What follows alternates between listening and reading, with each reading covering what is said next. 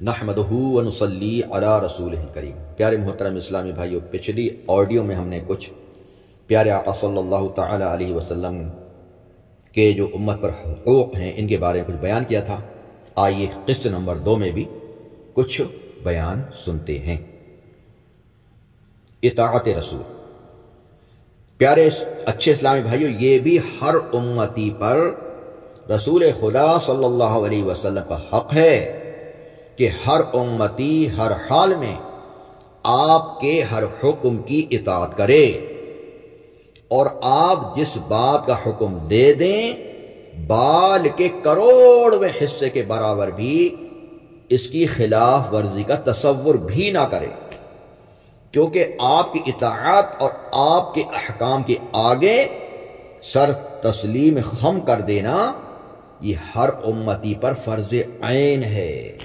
جو آپ نے فرمایا لبیک، حاضر ہوں، فوراً اس پر عمل کرنا شروع کر دیں۔ قرآن پاک میں اللہ پاک ارشاد فرماتا ہے اطیعوا اللہ و اطیعوا الرسول، حکم مانو اللہ کا اور حکم مانو رسول کا۔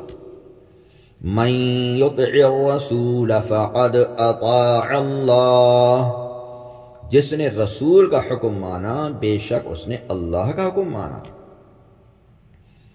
وَمَن يُطِعِ اللَّهَ وَالرَّسُولَ فَأُولَئِكَ مَعَ الَّذِينَ أَنْعَمَ اللَّهُ عَلَيْهِم مِّنَ النَّبِيِّينَ وَالصِّدِّيقِينَ وَالشُّهَدَاءِ وَالصَّالِحِينَ وَحَسُنَ أُولَئِكَ رَفِيقًا۔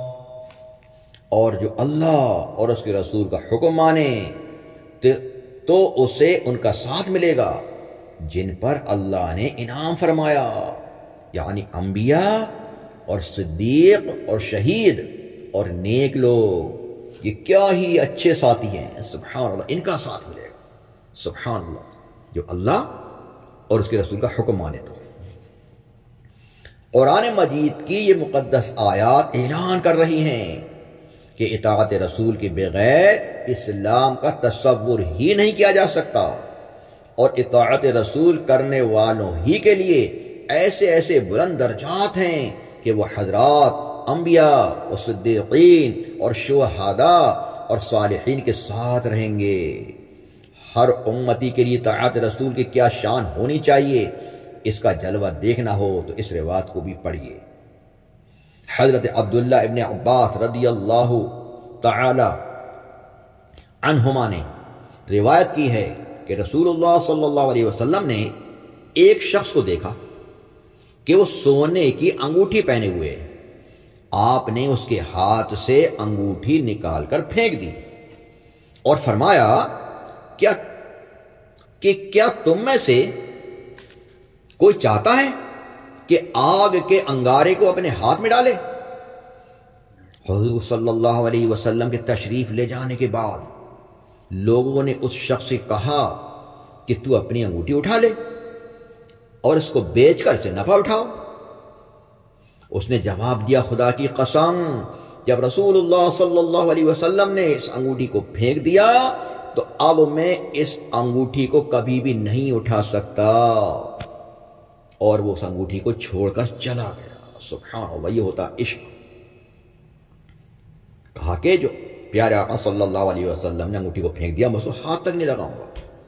اب اس سے ظاہر ہوتا ہے آج ہم لوگوں کو دعوت دیتے ہیں کہ سونے کی انگوٹھی مت پہنو، تو وہ کہتے ہیں ہمیں سسرال سے ملی ہے، ہمیں فلاں سے دیے، فلاں نے، بھائی کہیں سے ملی ہے؟ مرد کے لیے سونا پہننا حرام ہے، جہنم میں لے جانے والا کام ہے۔ آپ نے سنی روایت کہ پیارے آقا صلی اللہ علیہ وسلم فرمایا کہ کوئی چاہتا ہے کہ آگ کے انگارے کو اپنے ہاتھ میں پہنے، آگ کے انگارے کو ہاتھ میں ڈالے، بھائی کون برداشت کر سکتا ہے؟ پیارے اچھے صاحب، آگ کا انگارہ، وہ جہنم کے آگ کا انگارہ۔ توبہ کریں، آج تک جس نے انگوٹھی پہنی ہے وہ توبہ کر لیں، اور کوئی پہنے ہوئے ہیں تو فوراً اتار کر اپنی اسلامی بہنوں کو دے دیں۔ سونا اسلامی بہن کے لیے، مرد کے لیے صرف چاندی کی ایک انگوٹھی جو کہ 4.5 ماشا سے کم وزن کی ہو، ایک نہ کہ وہ پہن سکتا، باقی نہیں پہن سکتے۔ اچھا، محبت رسول۔ اسی طرح ہر امتی پر رسول اللہ صلی اللہ تعالی علیہ وسلم کا حق ہے کہ وہ سارے جہان سے بڑھ کر آپ سے محبت رکھے اور ساری دنیا کی محبوب چیزوں کو آپ کی محبت کے قدموں پر قربان کر دے۔ خداوند قدوس اپنے کلام پاک میں ارشاد فرماتا ہے قل ان كان آباؤكم وأبناؤكم وإخوانكم وأزواجكم وعشيرتكم وأموال اقترفتموها وتجارة تخشون كسادها ومساكن ترضونها أحب إليكم من الله ورسوله وجهاد في سبيله فتربصوا حتى يأتي الله بأمره والله لا يهدي القوم الفاسقين۔ اے رسول آپ فرما دیجئے، اے محبوب آپ فرما دیجئے، اگر تمہارے باپ اور تمہارے بیٹے اور تمہارے بھائی اور تمہاری عورتیں اور تمہارا کنبہ اور تمہاری کمائی کے مال اور وہ سودا جس کے نقصان کا تمہیں ڈر ہے اور تمہارے پسندیدہ مکان، یہ چیزیں اللہ اور اس کے رسول اور اس کی راہ میں لڑنے سے زیادہ پیاری ہوں تو راستہ دیکھو، یہاں تک کہ اللہ اپنا حکم لائے، اور اللہ فاسقوں کو راہ نہیں دیتا۔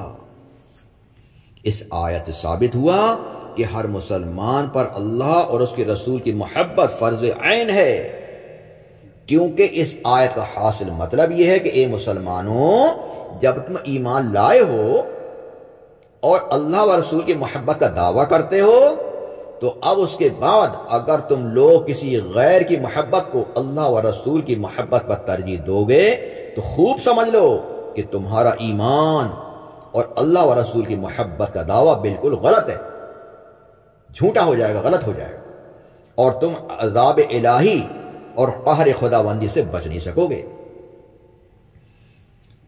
نیز آیت کے آخری ٹکڑے سے یہ بھی ثابت ہوتا ہے کہ جس کے دل میں اللہ و رسول کی محبت نہیں، یقیناً بلا شبہ اس کے ایمان میں خلل ہے۔ سبحان اللہ۔ حضرت انس رضی اللہ عنہ سے روایت ہے، رسول اللہ صلی اللہ تعالی علیہ وسلم نے فرمایا کہ تم میں سے کوئی اس وقت تک مومن نہیں ہو سکتا جب تک میں اس کے نزدیک اس کے باپ، اس کی اولاد اور تمام لوگوں سے بڑھ کر محبوب نہ ہو جاؤں۔ حضرات صحابہ کرام رضی اللہ عنہ کو حضرت اقدس صلی اللہ علیہ وسلم کتنی والہانہ محبت تھی، اگر آپ کو اس کی تجلی و نظارہ کرنا ہے تو اس واقعہ کو بھی سنیے اور عبرت حاصل کیجیے۔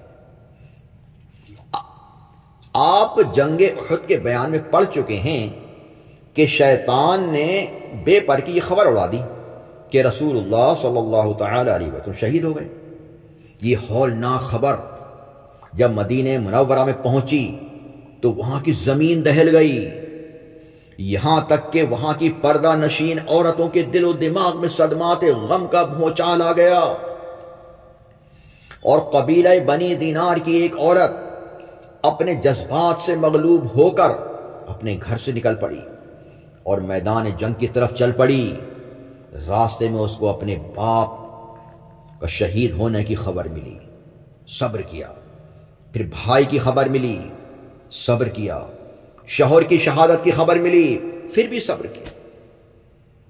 اس نے اس کی کوئی پرواہ نہیں کی اور لوگوں سے یہی پوچھتی رہی کہ مجھے یہ بتاؤ کہ رسول اللہ صلی اللہ تعالی علیہ وسلم کیسے ہیں، میرے آقا کیسے ہیں۔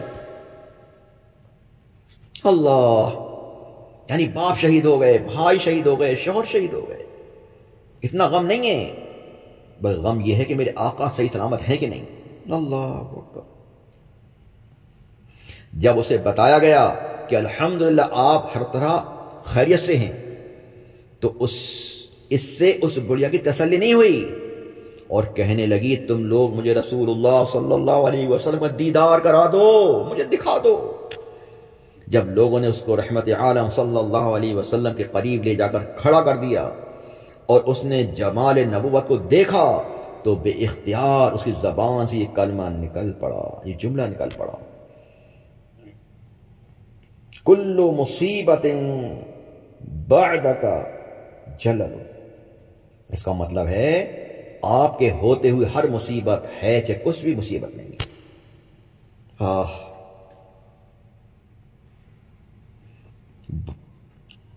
بڑھ کر اس نے رخ انور کو جو دیکھا تو کہا تو سلامت ہے تو پھر ہے چاہے سب رنج و علم، کوئی بھی رنج و علم میرے لیے کچھ بھی نہیں ہے، آپ سلامت ہیں رسول اللہ صلی اللہ علیہ وسلم۔ میں بھی اور باپ بھی، شوہر بھی، برادر بھی فدا، اللہ، یعنی میں بھی فدا، باپ بھی، شوہر بھی، بھائی بھی فدا، اے شہیدین تیرے ہوتے ہوئے کیا چیز ہیں ہم کیا چیز ہیں، سب کچھ قربان ہو جائے، آپ سلامت رہے۔ یہ تھا عشق رسول، اسے کہتے ہیں عشق سچا۔ اللہ پاک ہمیں بھی سچا پاک عاشق رسول بنائے، اللہ پاک اپنے پیارے حبیب صلی اللہ تعالی علیہ وسلم کے بتائے ہوئے راستے پر چلنے کی توفیق عطا فرمائے، آمین بجاہ النبی الامین صلی اللہ تعالی علیہ وسلم۔ استغفر اللہ ربی من کل ذنب واتوب الیہ، لا الہ الا اللہ محمد رسول اللہ صلی اللہ علیہ وسلم۔